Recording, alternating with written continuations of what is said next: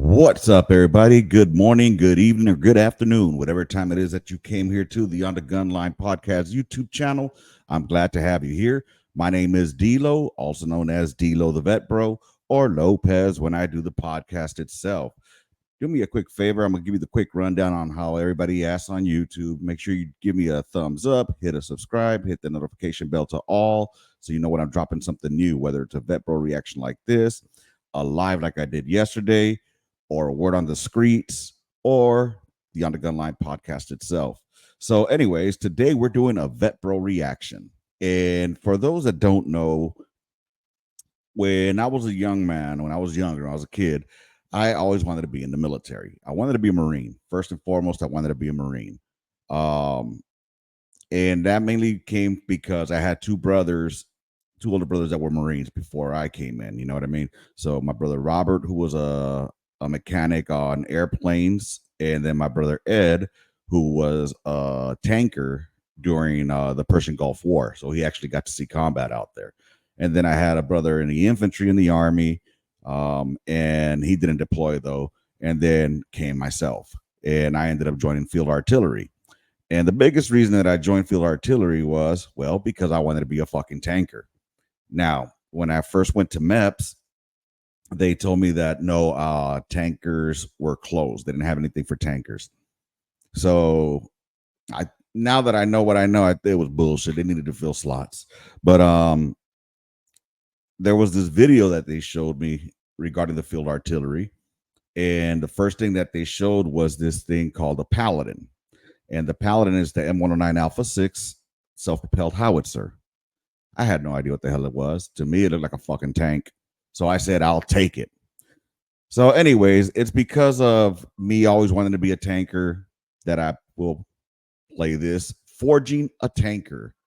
It's episode 1 from the U.S. Army, and we'll go ahead and take a look at it and do a reaction to it. What does it take to be a tanker? And let's hear what these tankers got to say. So with that, and without further ado, let's go ahead and give you a Vet Bro reaction. Oh shit. Here we go again. Yes, sir. And here we go.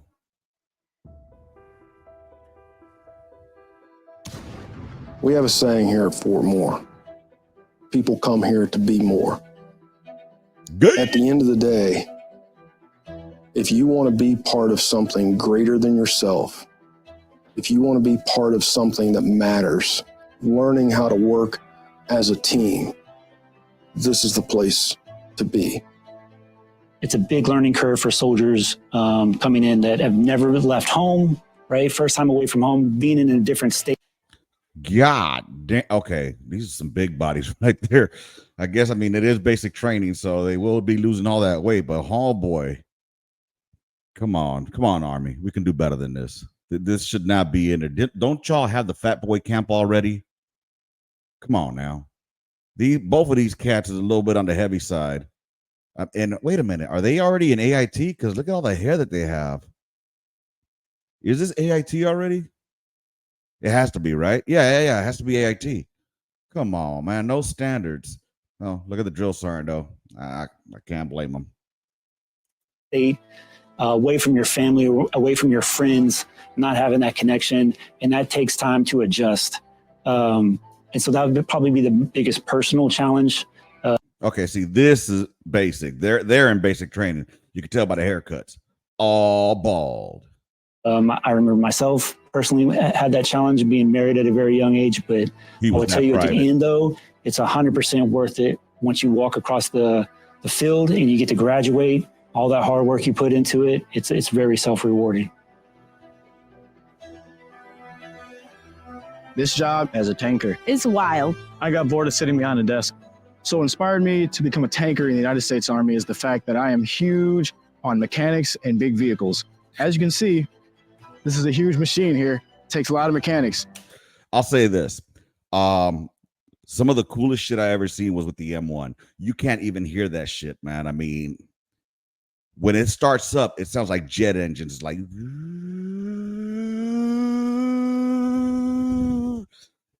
y'all want to hear a quick story about the M1?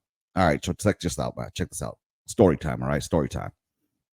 It was in Baghdad, 2006, and we were coming out of BIOP. We're going on Route Irish, headed back to the IZ. It was nighttime. It was nighttime. We were doing our route clearance at that time, actually. So we had to do route clearance for what were called Rhino buses, which came with the Department of the State people and contractors, and we would bus them for, well, we wouldn't bus them, but we would be their convoy escort from BIOP to the IZ. And so it was like, late at night. It was probably fucking around maybe 2 a.m. or whatnot. But anyway, so we're doing this Rhino run, and I was in the lead vehicle. So my driver was Old Man Moyer. Then my TC was Staff Sergeant Juarez. Shout out Sergeant Juarez, Sergeant Moyer, or shout out Moyer. And then it was myself as the gunner. We're not going to talk about rat face, fuck Wilson, fuck him. Anywho, but he was the person that was sitting inside the Humvee doing nothing but sleeping and smelling. But anywho, so we're coming out of the IZ, right? I mean, out of the BIOP, out of the checkpoint 1, I think it is. The one that has the big ass angel, statue out in front of it. Well, angel or whatever the fuck it is. The dude with the wings that got blown up. Anywho, so we're coming out, right? And I got my nods on, and I'm looking ahead, and all I see is like little lights, and I'm like, what the fuck is that? It's nighttime. It's fucking dark as death out there, and it's night. And I'm telling my chief, Sergeant Juarez, I'm like, hey, Sergeant J, I can't tell what the fuck that is over there, man. What the fuck is that? And I guess he's got his nods on too, and he can't see what it is. And this is before they gave me the Pass 13, where I was able to fucking use a thermal sight. So I'm looking through my nods. I can't see shit, bro. Seriously. So we turn off the lights. I mean, there was just, all I kept seeing was 2 lights coming towards us, and it looked like from a distance, like a fucking semi truck. And I'm like, oh, fuck this. So, we were, V-bids were big, during 06. And fucking, I started getting fucking like, oh shit, I'm about to rock out. So, I'm doing my ROE shit, which is, hand signals, which they can't see. It's fucking nighttime. But in order to CYA, cover your ass, you need to go through the proper escalation of force. So I'm waving my hand like, stop, and saying, all go, Waila Armik, which supposedly it means stop or I'll shoot. Again, all I see is this semi coming towards us. It's 2 lights. And I tell Moyer, turn off the lights. I can't see because of the glare. And we can't make out what the fuck it is.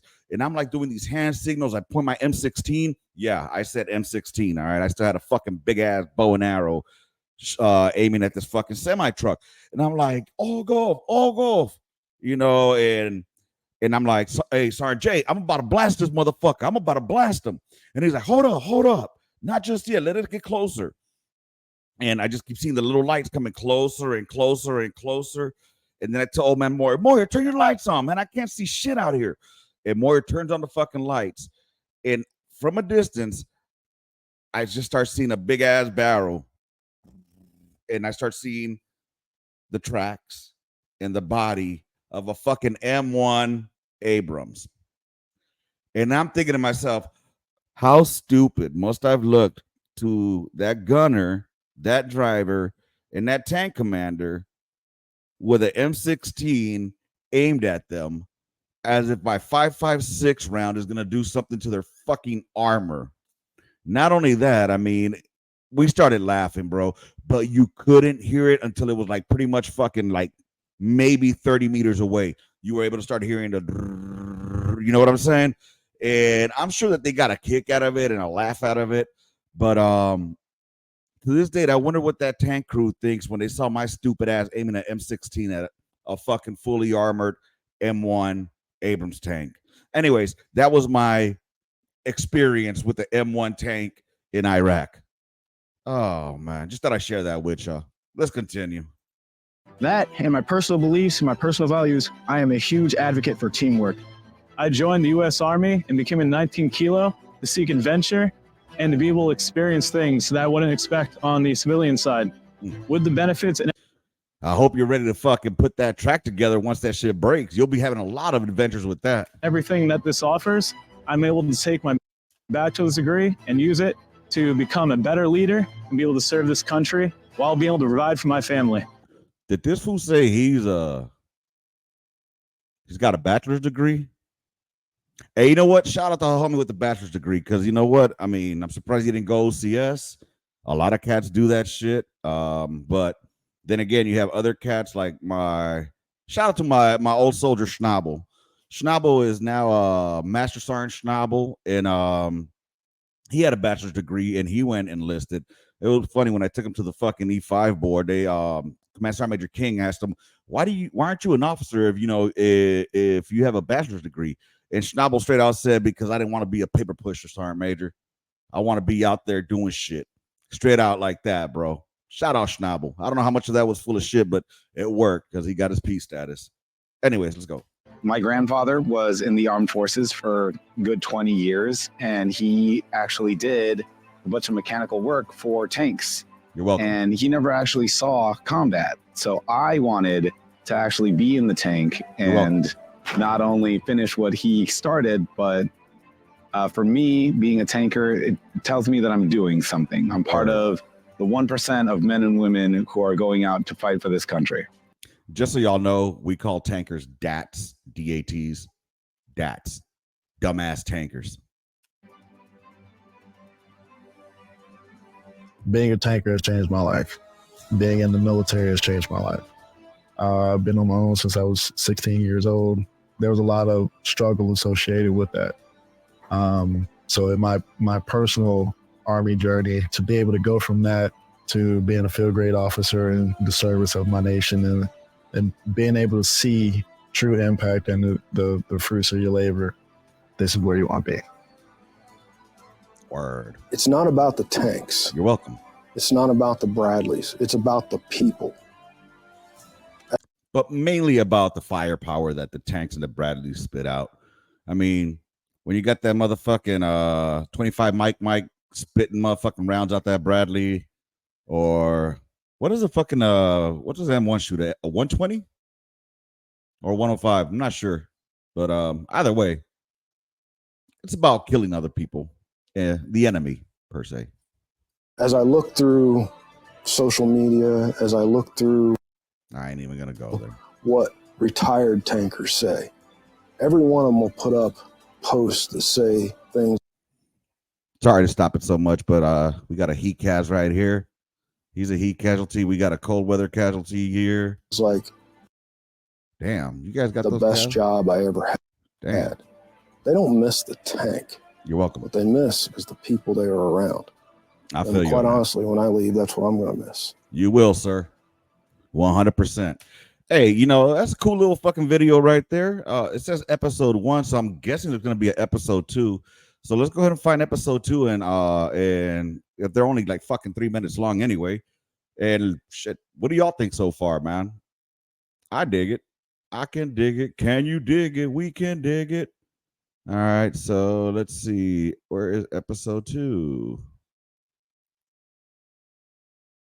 The Byron's Warfare is showing up with every type of club for every type of situation, like a football team. It's not made of all quarterbacks. It's not made up of all receivers. It is made of different positions. Damn, she struggled with that 50 cal.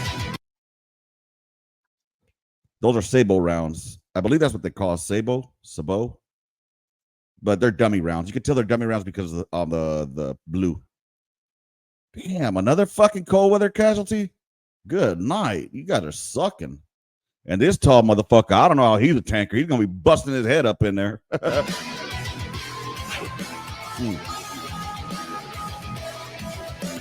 And just so y'all know, all that cool stuff they're showing right here, if it's anything like the artillery, they're showing you the cool stuff. No, there goes a lot into preparing for that. A lot. And it's going to be a lot of work. Miss. Becoming a tanker. Tank crew. Let's do it, baby. One tank, your crew consists of four people. You got your tank commander, gunner, loader, and driver. During training, you become very close. That's where you get that camaraderie. You work together every day. If you go to the field, you're with each other 24/7. If you go on deployment, same thing, right? So that brotherhood and that camaraderie that you get from that is something different. I'm gonna say something on that. It's true. In the artillery, in the self-propelled mechanized artillery, in the paladins, you have your gun crew and you got your cat crew.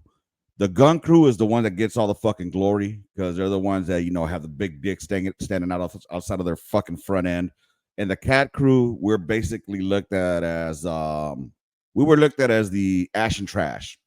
That's all we were good for, picking up like ash in the trash, baby, and ammo humping. But we got no glory, even though we're the ones that did all the heavy lifting, all the real work. All they did was fucking lay, load, lay, fire. Meanwhile, we're out there humping these motherfucking rounds, 100 goddamn meters, trying not to trip over ourselves. But hey, it's all good. It's all gravy, baby. Shout out to all the goddamn cat crews out there. You get real tight because a tank never operates by itself. Usually has two or more working together. So I always find the best qualities is to know. They must have filmed this shit in March, because in March everybody does that mustache march, and that mother got a big ass caterpillar on his upper lip. No combat patch having ass. Not only your tank, but your crew members as well as your entire platoon. So that way everyone works together more effectively to make a more effective tank platoon. That's a badass sound, though. Woo! Everybody has different opinions, different ways.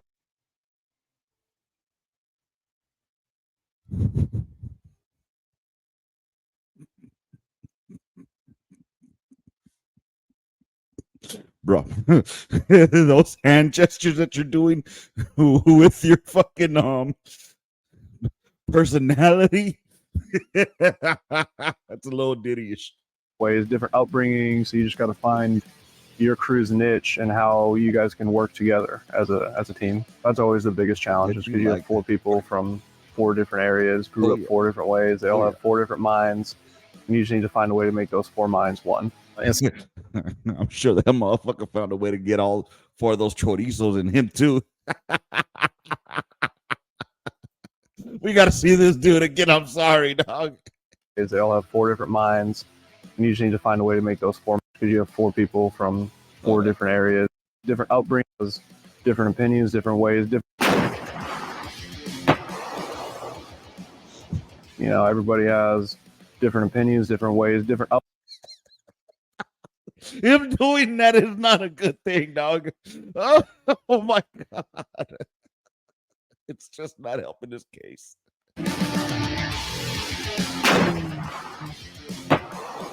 Yes, I'm juvenile.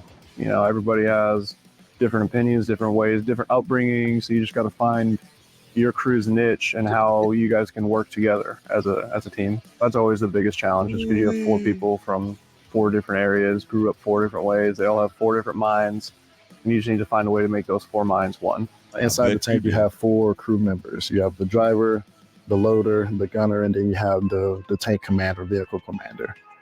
They have to work cohesively as a crew to actually make that tank operate. Nothing on the tank can be done by yourself. You'll never be on a tank alone. So it's very vital for you to know how to work as a team and a good team player. I bet you that's our first class, how to get that team going. He made them work hard, I bet. Such an asshole, dog. Oh. Is that it? That's it. All right, bet. Hey, that's gonna be it for today's Vet Bro reaction, y'all. I hope y'all enjoyed this one. Homeboy doing it almost like he was doing a fucking, well, you know what it looked like he was doing, and I'm pretty sure I'm gonna get a lot of shit for this. But look, that's how we think in the combat fucking MOSs, y'all. That's how we go about things. That's how we laugh about shit. We'll see what I gotta find. Maybe they got one on the Bradley guys too. Because the thing is, you have 19 kilos, which is your fucking your tankers, and then you have your 19 deltas, I think, which is your what are they called? Your Cap Scouts, and they're the ones that are in the inside that motherfucking Bradley. Oh man, I saw the inside of a Bradley once. I never went into it because it looks too fucking tight. If you're claustrophobic, it ain't for you, Chief. I'll tell you that right now. Anyways, y'all let me know what y'all thought about this one, man. Hope everything went well. Hope y'all enjoyed it. Hope you got some kicks out of it. With that said, I am D-Lo, the Vet Bro, coming to y'all, giving y'all this new vet bro reaction. Y'all have a good one. All right. Love, peace, and hair grease, y'all. I'm out. Shit. Here we go again. Oh shit. Okay. Here we go again. Nope. Wrong one. That's what I was looking for. All right, y'all. Later.